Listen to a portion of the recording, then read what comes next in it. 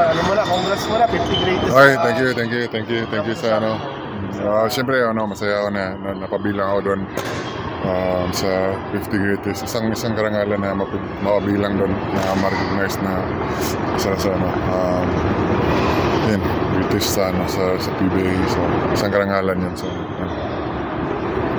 At in-expect mo ba na, siyempre, hindi ko nga in-expect na I mean, sa ngayon, maaga pa naglalaro pa ako diba? So, pero, yun nga, thankful ako sa mga pumili sa akin. So, thank you. Kasi may mga legends na siya, Atoy ko, sabi na baka may matagalan pa bago magkaroon isang katulad mo na mag-dominate sa PBA. Ano lang yung sabi ng mga legends na siyempre, nakakataba ang puso, pero hindi ko may mag-ano rin na mag-break din ng record ko yung record naman mag-break talaga yun pero yun nga tanong kung kailan pero ako naman ginagawa ko lang yung best ko kung ano yung may tulong sa team. Siyempre yung goal namin ngayon makabalik ulit sa finals kasi parang samantagal na rin namin na hindi na ilang conferences na rin na hindi kami naka-champion so added motivation ba o pressure sa yan kasi part ka ng greatest ng 50 greatest players tapos ngayon active ka pa and then may chance ka pa para sa 9 na MVP.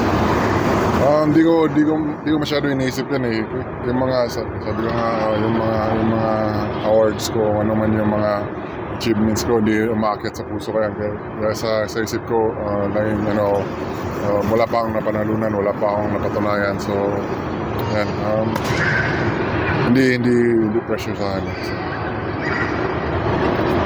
Yun ba, mukhang nagbawas ka ng timbang No, kailangan ko maganda. Kailangan ko magbawas ng timbang kasi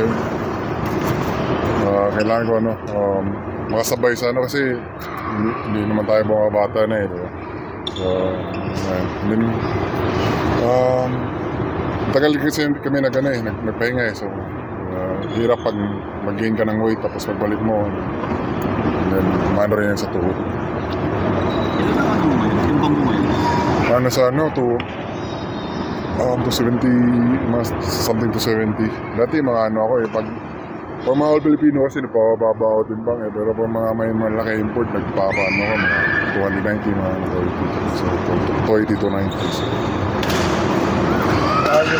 Na-out nga kayo agad last conference pakiramdam mo dun at tingin mo sa Philippine Cup magiging siyempre nakakalungkot yung last conference namin hindi kami kakabot semis playoffs di kami ata nakapasok so ngayon may chance kami na i-redeem yung sarili namin so yun yung goal namin.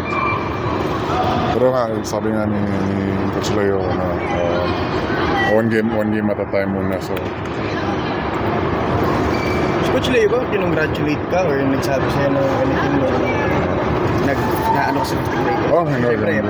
Oo, nauna siya kinongratulate niya ako.